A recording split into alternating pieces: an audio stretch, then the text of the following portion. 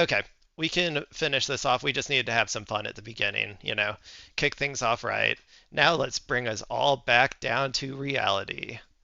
But of course, you are. Okay, so we're going to be watching this breakthrough news video. So we're going to check in with Lebanon. Things not looking too good over there. Israel is, bombing everything, just like they're known to do. Uh, and Lebanon, so basically, for those unaware, Hezbollah has joined back in the fighting in order to, uh, impose a little bit more cost on Israel, whatever cost they can at this point. They've been relatively, I think, set back at least a little bit. I don't think that they're as uh, out of the fight as like a lot of media people in America seem to think they are, but I do think that they took a pretty bad beating last time. But okay, we'll see what the people at Breakthrough News have to say. Are there in Lebanon, and I'm sure people are seeing the images, terrible Israeli destruction in Lebanon, and seemingly continue moving forward. So I just wanted to give you an opportunity to, Oh, and this video is called "Israel Brings Gaza Doctrine to Lebanon." give folks a lay of the land. Well, Eugene, today is day 4 of the massive escalation against Lebanon.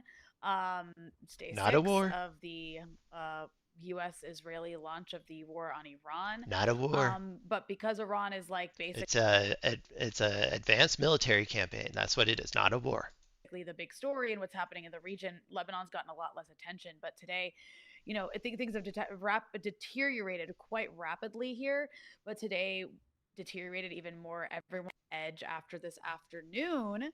The Israelis, the Israeli Arabic language spokespeople issued a directive demanding people leave the southern suburbs of Beirut, known as Dahi.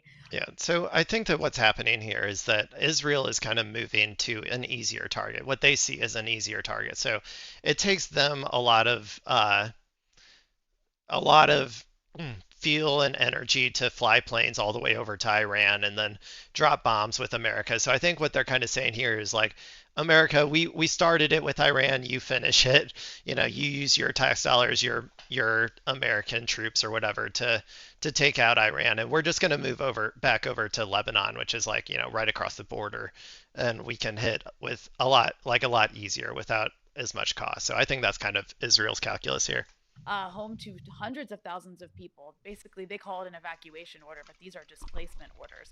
They said hundreds of people must leave to save their own lives. They want to empty the entire southern suburbs of Beirut out. And of course, this caused massive Yeah. chaos, massive traffic. This also comes after demanding the evacuation of Lebanon's entire south of the Litani River days earlier. I'm curious if they're going to try to invade again like they did last time. Like if they're going to actually try to send troops in there. I think that Hezbollah is still strong enough to push them back like they did last time. If they try to go in, but yeah, we'll see. This new displacement order of again hundreds of thousands of people who live in the suburbs of Beirut, majority Shia. Israel sees it as Hezbollah's I big. think this lady is actually from Lebanon too, by the way. I don't know if she's currently in Lebanon, but I think she's either from there or lives there usually. Base of support. You constantly hear this area of Beirut referred to as a Hezbollah stronghold. This is where Israel typically centers its bombing campaign in the capital around. This is unprecedented, even for the Israelis. Israel is trying to empty out huge portions of the country like never before. Most of the global media is understandably consumed with the war on Iran. So this isn't really getting the attention it deserves, but it's again unprecedented. It's also notable that the Israelis are telling the Lebanese in their tweets about demanding that they evacuate. They were telling these Lebanese people that they're displacing from these Shia neighborhoods to take roads to areas of the country, which would inevitably land them in Christian or Sunni areas, which also leads into Israel trying to create sectarian civil chaos in this country, which is another aspect of this that I'll get to. But all that's to say, Classic. Israel issuing a master directive for hundreds of thousands of people to evacuate an entire part of the city that's so densely populated suggests that they are going to massively carpet bomb the entire Yeah, area. that's definitely what they're going to do. They're going to take down every, like all of the high rises. They're going to take down all of um, the major, city infrastructure. They're just going to, they're like she said, they're going to carpet bomb it. They're going to make it so it's unlivable. That it's going to take billions of dollars and years, if not decades, to repair, just like Gaza. And then they're never going to pay for that damage that they cause. So, yeah, we'll see. So people were basically fleeing for their lives all afternoon and evening with really nowhere to go. You had people Oh in man, other parts that's of rough. Beirut really scared about what this would mean for the city in general, opening their windows in case there's massive blasts so that their windows don't break. Just a really scared, panicked situation in the city. It seems as though Israel is applying its Gaza doctrine to Tehran, to South Lebanon, now to the southern suburbs of Beirut. They're totally unleashed with no red lines. I will say this though, the Gaza doctrine didn't work, right? Like Hamas is still fighting. Hamas is still strong. It has more members now than it did whenever they started. Now, yes, they did cause untold amounts of damage in their genocide and killed unimaginable amount of people. But it didn't work to achieve the strategic goal that they were trying to achieve. And I think that a similar thing will happen here. It will cause untold destruction, it will cause a bunch of chaos, but I don't think it will achieve the strategic goal that they're trying to achieve. This genocidal That being the complete collapse of Lebanon. But, we'll see. fascist state with the full backing of the U.S. military in the region right now. It really is, Eugene, a terrifying and shameful moment for humanity. I mean, as the last 2.5 years. Ben, Well, and you it's also been had one, Israeli Minister it's been more Bezalel than one moment. It's been, yeah, like a shameful, like few years at this point. Smotrich making a statement, I believe from the Ugh, north, from Israel's Smotrich. north, uh, saying that Beirut's Dahieh district will soon look like Khan Yunis in Gaza. So basically, promising Yeah, to turn it into they're Gaza. evil, Um, evil, so evil that's just the people. most recent development in Lebanon, and everybody's The on most edge. evil, the most evil. God, I hate the God. One day, man, they're gonna get their comeuppance one day. It might not be tomorrow, but like, they suck.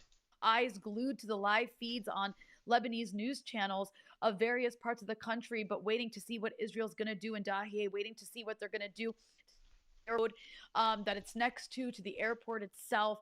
The country is so on edge, and that's on top of the last several days of massive Israeli bombing. The Lebanese Health Ministry said just today that the death toll from these renewed Israeli attacks has risen to 77, and then 525 wounded. Before this recent displacement order in Dahieh, there was already 84,000 people displaced across the country. Because again, like I said, the Israelis had issued these displacement orders for over 100 villages in the south. Over 100 villages in the south saying, leave your village. And I'll It's get to just a what terror the technique. Like that's just a terror tactic. Like they're trying to put as much fear into as many people as possible. actual goal is for that.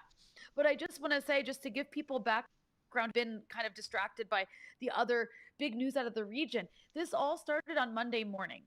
Um, and it didn't really start on Monday morning, but this recent escalation started Monday morning when Hezbollah fired a handful of rockets into the northern Israeli area. And they said in their statement that they released soon after that it was to avenge the death of Iran's supreme leader Ali Khamenei, and it was in response to the endless ceasefire violations, over Yeah. 15,000 since November 2024. I Israel mean, has you cited got to. You have to. There's no they're going to continue bombing you. They're going to continue like destroying you. They're going to continue invading your territory. They're going to continue taking your land. They're just going to keep continuing until you force them to stop. And the unfortunately, as a resistance operation, the only way to force them to stop is to impose as much cost on them as possible, even at the immense cost that it goes like that your people have to take. It's the only way. Otherwise, you'll be a stateless people. You're going to be displaced, you're going to be genocided. Like it's the only thing that you can possibly do. Violated the ceasefire daily. They had killed by that point, since that ceasefire, over 350 Lebanese, and injured many. Hezbollah had not once in those 15 months. And so they framed this as a response to Hmm. that. And it was a handful of rockets, none of which actually caused any damage. Most of them were intercepted. Um, and then, Israel right after that unleashed hell. Yeah, and Uh, that's why I'm like they're not like that's why they're only doing this because they're an easier target. Like they're done with they've they're done going after Iran, the big dog. They're like we got America in the fight. That's all they wanted. They just wanted us to get in the fight and finish it for them. Now they're just going back to just beating up the smallest people in the neighborhood that they can find. Like they're just bullies. Like that's all they are. I actually was woke. I woke up in the middle of the night at 3 a.m. to the sound of Israel bombing Dahieh, on that early Monday morning. Most of the rest of the city heard those bombings as well. They were incredibly intense, and then it just got worse and worse after that. It was like a repeat of, September 2024, but somehow even worse because everybody's already been displaced not too long ago. Some people had just finished rebuilding their houses to only have them bombed again. There are displaced people all over the city, all over different parts of the country. My neighborhood, it looks like it looked in November 2024 when it was just, full of displaced people with nowhere to go, with a drone overhead. But this time around, there's, far less appetite, for war. And on top of that, I just want to go back to the issue of Israel wanting to stoke civil chaos. Again, there are tens of thousands of people displaced. That number is going to rise from the 84,000 number that I already mentioned because of these recent displacement orders. And the reason, if anybody noticed earlier in the broadcast, I kept looking down. It's because I'm watching my phone to see updates from the Israeli spokespeople. It's so dystopian, Eugene. We literally have these people on notification so we can see where they're going to bomb next when they give their displacement orders. That is how we are living in Lebanon right now. And they do it mostly overnight, so it's very difficult to sleep.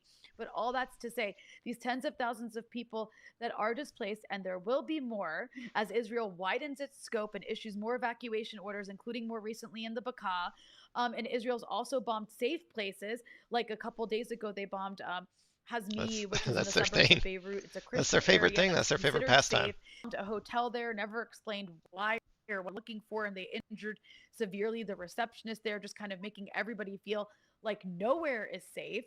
Um, this is intended to make everybody feel unsafe and to fuel unrest because, like I said, the Lebanese are very tired. They have no appetite for another war. And I also have to say that has led to a great deal of anger at Hezbollah for entering into this war. Yep. Hezbollah was Yep. already domestically weakened, and many had blamed them for the losses that were experienced in 2024 and the big escalation then. And so many in Lebanon see this latest Israeli escalation. They're blaming Hezbollah for it. And especially And I can see that. I mean, I'm sure that they do. I do really think though that there's not a whole lot of option here in the long term. The only thing you can do is fight back eventually. It'll either be now or it'll be later. Maybe they could have waited longer, but like yeah, it's either now or it's later that you're going to have to fight back, and it'll always be a great cost regardless. Um, so whether it now is the right time to do it, I mean maybe. At least you have Iran hitting them every day basically, so you can do that. Like I don't know, it's hard to tell. These are all only when the dust settles will we be able to tell if these were like good decisions or not. from the more sectarian, right wing voices in this country, they are really going to town to incite hatred, not just against Hezbollah, but against the constituency they represent, against all the Shia of Lebanon, against the very people that, through no fault of their own, through Israel's fault, are being displaced right now. So, again, I go back to little appetite, not just for war, but in a polarized sectarian country like Lebanon, where there's so much incitement to hatred, there's also now little appetite to even help the displaced. So people literally have fewer places to go than they had back in September, October, November 2024. It's a very horrible and unfair situation, but that is the material reality of Lebanon right now. And the Israelis are trying to take advantage of that. They know that bombing quote unquote safe areas will be blamed on Hezbollah and on Shia specifically. Um, and therefore risk sectarian infighting. And again, I go back to in the displacement orders they issued for Dahi earlier, they literally gave instructions for where to go. And they basically told people to go to like a road that would take them either to Christian areas or a road that would take them to Sunni areas. They want to see civil chaos in this country. Um, and, I also want to go back to the displacement orders in the South because Israel has also invaded the South. But I would also say that it's not This entirely time? correct to call what Israel's doing simply an invasion because an invasion would suggest an eventual departure. The Israelis plan on a permanent occupation Yeah, of the yeah. villages they enter in South Lebanon. That's what the Israeli military See, and that's what Hezbollah prevented last time. And so the only thing that we can hope is that they're still strong enough to prevent it again here. spokespeople mean when they say things like, and I'm quoting one of them, framing it as a tactical step to create an additional layer Because of this is what Israel does. Like Israel expanded into Syria, Israel, expanded into the West Bank. Israel is going to expand into here. It's going to expand into like Turkey. It's gonna expand into every country it can until it's stopped. Like that's just the way it is. security for the residents of northern Israel. Until they're stopped. They plan to That's the stay and only hold the thing that can territory stop they them. take. So the displacement notices they're issuing are meant to empty South Lebanon of Lebanese for what they hope will be forever. This is all about stealing land for greater Israel. And Hmm. sadly, so far, the Lebanese government response has been much like it's been for the past 15 months, but now on steroids. Now, for the last 15 months, the Lebanese government has done almost nothing. They have done nothing to try to protect the people who've been subjected to constant Israeli bombings and raids in the south. In fact, instead, they've had the U.S. gun to their head, and they have basically tasked the Lebanese army with disarming Hezbollah south of the Litani River. So basically, taking away the ability of the people of the south to defend themselves against Israeli aggression. And after one day, the Lebanese government ordered Hezbollah to disarm and labeled Hezbollah's military actions as illegal and any further actions as That was a illegal mistake. and its military wing as illegal. They basically banned it. And to show how isolated domestically Hezbollah has become, even their ally on Monday, Nabi Berri Because of the the Emel government the government is much more aligned with Western interests and much more like they fuck with Israel a little bit more. And so the they're they kind of hate Hezbollah to some extent, and apparently so do the people. Like, or a lot of the people, it sounds like now, at least since this last one. Like Hezbollah did have an organic uh, amount of support for like a pretty long time, and I don't know. I mean, obviously they're not doing polling right now, but the only thing that we can hope is that they prevent them from taking the land. Like, and if they do that, maybe they'll, win over their people again. But movement who knows? essentially backed the government's measures, demonstrating, I think, a new level of isolation for this group in this country domestically. And a part of that had to do with the fact that he was the one who was acting as an interlocutor between you know Hezbollah and the government in many ways, like a promising, they're giving assurances basically to the government that Hezbollah had promised they wouldn't get involved in this war, uh, in this U.S. war with Iran. Um, and since then, the Lebanese government has also basically ordered the army to retreat from the south. I mean, and again, this has happened. It's a very difficult balance because the army does not have the capability to even fight the Israelis. They don't have the weapons for it. And on top of that, the donor countries to the army are all countries that wouldn't allow that anyway. So it's, to be in the Lebanese army is a tough position to be in. But basically, they've also got the army policing people from going back to the south if they try, especially if they have weapons. And so they've actually arrested a number of people who What? were going towards the south with weapons, Lebanese people, I mean. Why would they do And that? even more recently, today, the Lebanese government banned the IRGC in Lebanon and said so that's like a new, basically trying to please the Americans and Israelis is like, It's not gonna work though. This is why I hate. You can't appease like fascists. You can't appease Nazis. Like, it's not going to work. You need to let as many people with weapons go to the south as possible to defend your land. If you don't do that, that land will be gone for good. a desperate measure to get them to stop what they're doing, because this is a nightmare for everyone in Lebanon. Um, and again, they do. I'm not. This is not a justification for the behavior of the Lebanese government at all, but they do have guns to their heads. Um, and the Hezbollah has given reasons for why they did this, entered this war. They insist that they had no choice to use what they saw as a strategic opportunity to hit back at the Israelis for 15 months of ceasefire violations that they sat on their hands for and didn't answer. Mm, yeah, and I think to some extent they're kind of right. Now, the people of Lebanon might not agree with that, but I do think to some extent they are kind of right. Until now. And then, also in their statement, they did say it was to avenge the death of Ali Khamenei, which was kind of bad Yeah, for the optics they shouldn't have said in the that. That was stupid. It should have been just that they should have just said we think they're going to take our land and we have to go defend our land. Like that, that would have been the best thing to say. this country, because by the people who hate them, Hezbollah is framed as being an extension of Iran. Yeah, So the fact that they said that in the statement just kind of gave more fuel to that it's dumb. fire. But regardless, very few people, Eugene, expected them to enter this war, given that they've I'll tell you, I did not. I did not think they were. been militarily and domestically weakened in this country since the big war that we had in 2024. And there do remain some serious questions as to why they decided to intervene now and to what end. And that includes even, those questions are coming out even among from some of their supporters. And Hezbollah has also said that they entered this war not just because of the ceasefire violations, but also they say that Israel was planning a preemptive attack on Lebanon. So they were Maybe. preempting Israel's preemption. That's also caused a lot of debate. Preemptive strikes, man. I swear, the worst.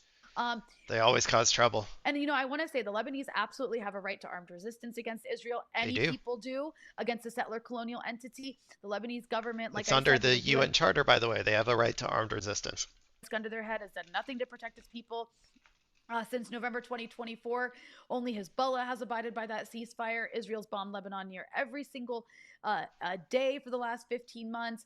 And I just keep reiterating that because it's very, very important to remember.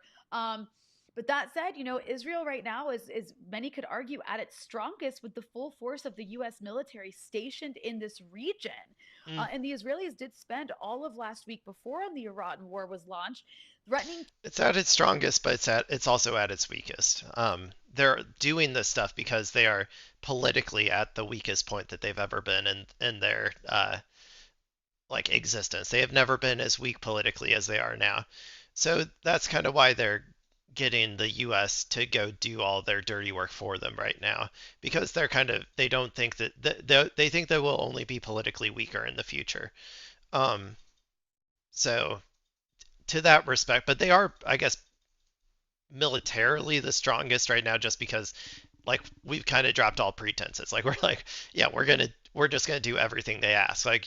We are being dog walked by America or by Israel. And so like to that regard, yeah, you have the world's only major superpower willing to wage endless amounts of bloodshed against your enemies. Congratulations. Yeah, you're so militarily strong. To destroy Lebanon, including its civilian infrastructure, if Hezbollah were to get involved in this war. Um, so many are saying, you knew what the cost of would be, and now that's what we see happening. And it's just a complete disaster. It's very scary. We're only in day 4, and because of the impunity given to Israel since the Gaza genocide, I mean, you could argue since before that, but since the Gaza genocide especially, um, there's very few forces in the world who will even raise their voice against what's happening Yeah. here.